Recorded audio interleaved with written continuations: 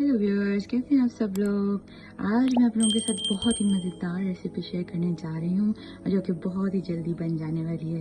रात में अक्सर हमें भूख लगती है और कुछ समझ नहीं आता कि हम क्या खाएं, तो उस टाइम पे हम ये फ़ौरन से बना के खा सकते हैं। तो आज मैं आपके साथ शेयर करने जा रही हूँ फ्रेंच टोस्ट, लेकिन एक बहुत ही डिफरेंट तरीके से। तो आइए शुरू करते हैं। तो सबसे पहले मैं उसके लिए ले रही हूँ ब्रेड के स्लाइसेस, जो कि मैं इस तरह ट्रे में रख लूँगी रूम टेम्परेचर पे थोड़ी देर के लिए। आप चाहें तो आप इसके लिए क्रॉसेंट्स भी यूज़ कर सकते हैं। ब्रेड के लोग बहुत डिफरेंट तरह के मिलते हैं, जो आप चाहें उसमें से आप यूज़ कर सकते हैं। मेरे पास इस वक्त यही अवेलेबल थी, तो मैं इसी को यूज़ कर रही हूँ। तो इस तरह से रख के मैं इनको रूम टेम्परेचर पर रख दूँगी। तो सबसे पहले जो इसके लिए मुझे इंग्रेडिएंट्स चाहिए वो देखें आप, मिल्क चाहिए, एग्स चाहिए, ब्रेड चाहिए, बस इससे ज़्यादा इसमें और कुछ भी नहीं चाहिए। आइए शुरू करते हैं। सबसे पहले मैं इसके अंदर डालने लगी हूँ एग्स। मैं 3 एग्स जो हैं वो पूरे डालूंगी और 2 जो हैं मैं उनके सिर्फ एग योक्स डालूंगी। ये देखें, इस तरह से हम एग्स को रखते जाएंगे।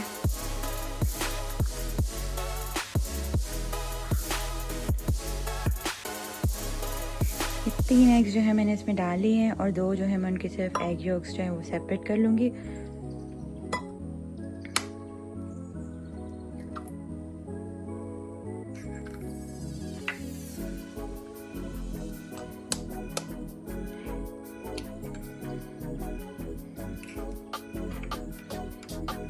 आप चाहे तो इस तरह से भी कर सकते हैं। आजकल तो बहुत सारे वो चीज़ें मिलती हैं कि एग्स को योक्स को सेपरेट करने के लिए आप वो भी यूज़ कर सकते हैं। मैं जो है वो देसी तरीके से निकालती हूँ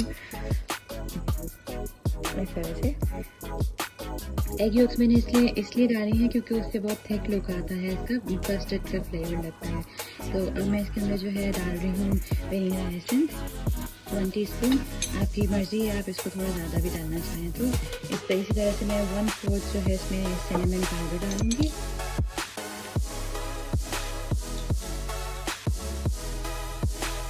और इसको डालने के अंदर शुगर का फ्लेवर देने के लिए भी इसके अंदर डालने लगी हूँ वार्म हनी। ये आपके ऊपर डिपेंड करता है आप जितना इसको मीठा करना चाहें। जैसे हनी ऑलरेडी बहुत मीठा होता है तो इतना ज़्यादा डालने की ज़रूरत नहीं है। मैंने इसको 3 टेबलस्पून डाला है, टीस्पून। इसके साथ ही मैं इसके अंदर डाल दूंगी मिल्क।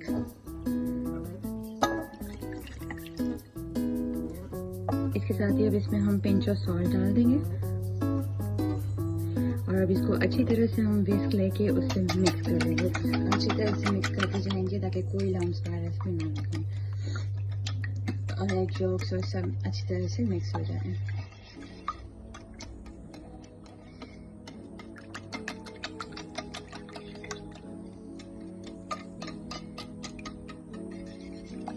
अच्छी तरह से कॉर्नर्स करें।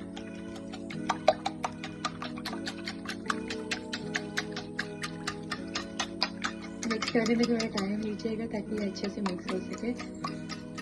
जितना अच्छा मिक्सचर बनेगा उतना ही अच्छा आपके फ्रेंच टोस्ट बनेंगे।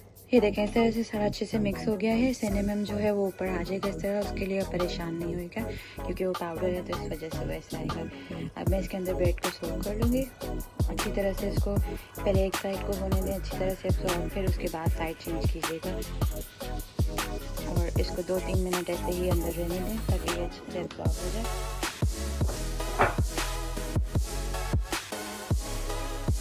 एब्जॉर्ब होने से ये होगा कि ये सारा अच्छे से वो हो जाएगा, सोक कर लेगा। ये देखें, इस तरह से जो है बटर मैंने पैन में डाल लिया है।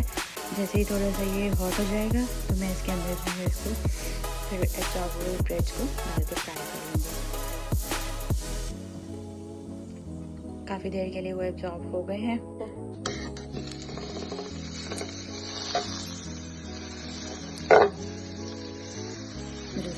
बटर डाल के मैंने 3 कर लिए हैं, बाकी मेरे लगे मैं भी करने लगी हूँ।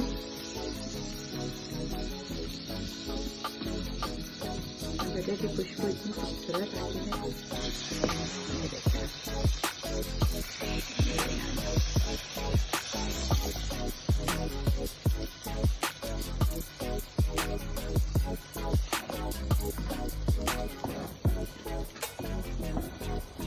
और इनको बहुत ज़्यादा जो है इनकी साइड से नहीं कीजिएगा क्योंकि वो बहुत ज़्यादा सोख हो रहे हैं, जिससे सॉफ्ट हो जाते हैं। पे टूटने लग जाते हैं।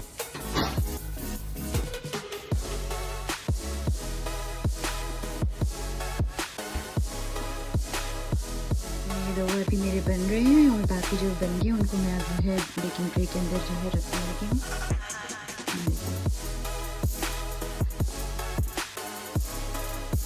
इसे आप डायरेक्ट रख सकते हैं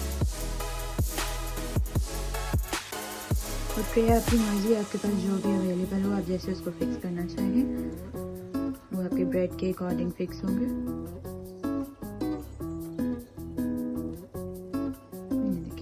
मेरे ट्रे में जो है वो 4 ही पूरे आएंगे तो मैं अभी 4 को ही करने लगी हूँ, फिर मैं दूसरा बैच बाद में करूँगी। अब इनको जो है मैं ओवन के अंदर रखूँगी 15 to 20 मिनट्स के लिए 275 डिग्री के ऊपर। मैंने ओवन जो है उसको पहले से ऑन कर लिया है, अब मैं उसके अंदर इसको रखने लगी हूँ। तो मिलते हैं 15 मिनट के बाद। किस कदर खूबसूरत कलर आया है। अब ये जो है मैं इसको आपको प्रेजेंट करके दिखाती हूँ मैं।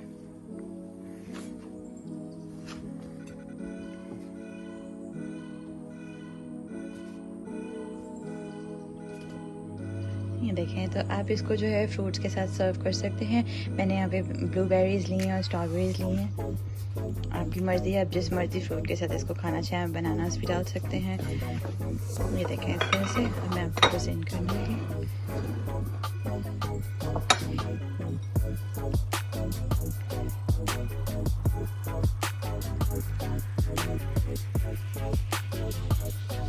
फ्रूट के साथ जो है ये बहुत ही टेस्टी लगता है। आप भी ज़रूर इसको बनाइएगा और मुझे कमेंट्स में बताइएगा कि किस तरह का बना है।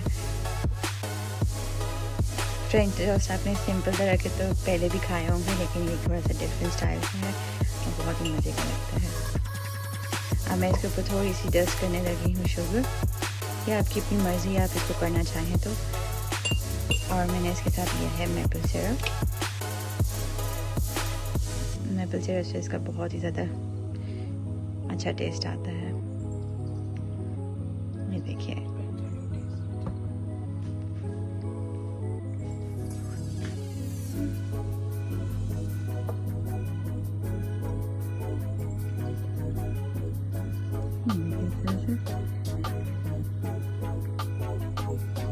उम्मीद करती हूँ कि आपको मेरी रेसिपी बहुत अच्छी लगी होगी और मुझे कमेंट में ज़रूर बताइएगा। मेरे चैनल को सब्सक्राइब और लाइक ज़रूर कीजिएगा।